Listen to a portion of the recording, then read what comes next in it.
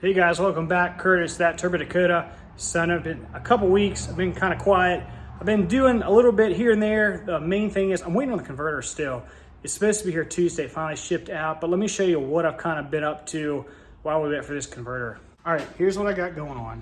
I've been working on the CO2 dome control. So I made a bracket. I've got it painted up. Got the fitting screwed in. I did get a bottle of CO2 in a local welding store. I'll show you where it's at. That's right there. So I'm trying to figure out where to mount it. So I got that going on right now. So once we get the bottle mounted, I have to wire the solenoids in. I also remounted the Holley digital dash. I liked it before and it was okay, but I knew I could do a little bit better. So we kind of made a really rigid mount for it, and I actually had to move it up in the cluster because of what was happening. It was just cutting off the entire lower row. I can actually show you guys real quick. Excuse my sweet disconnect deal right here. Give me a second. Use one of these. All right, so that's connected right there. Come up under here. Hook the battery back up. Okay. So got it hooked up. I'll show you the dash. We'll power up the dash. Just gonna cheat real quick because I don't have the key to the truck. So there. Wait for the dash to come up.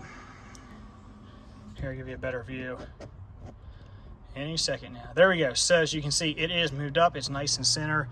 I'm definitely happy with the way it came out. Another thing.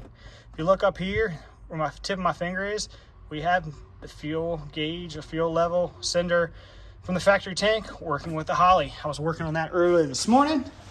So we got that hooked up, had it scaled out, got that rolling. So I'm really excited about that. So that's cool.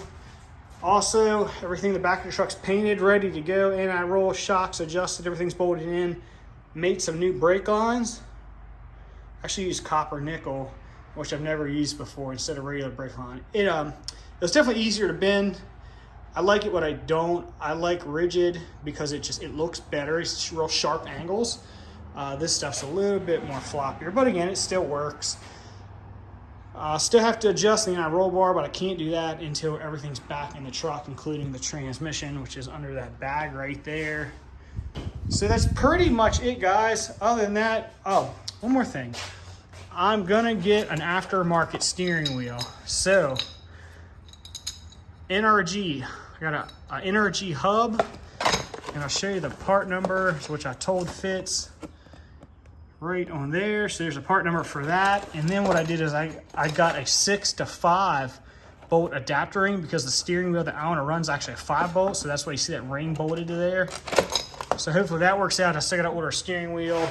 I like to put the trans brake and the bump up on the steering wheel. So again, so just recap. So CO2 boost control stuff's going.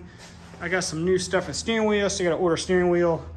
The bed's ready to go back on the truck. We got the factory fuel level sender working with the dash. Got it mounted nice where I wanted it to. Still have to make CO2 bottle mount. Hopefully we get the converter soon. That's pretty much it, guys. Thanks for watching. Again, sorry I went quiet. Hopefully, once I get the trans back in it, we'll get a video of driving this thing down the street. Then I need to get a set of pro bracket radials for it. I don't know what it's gonna be like trying to get those and make some track attempts. So until next time, see ya.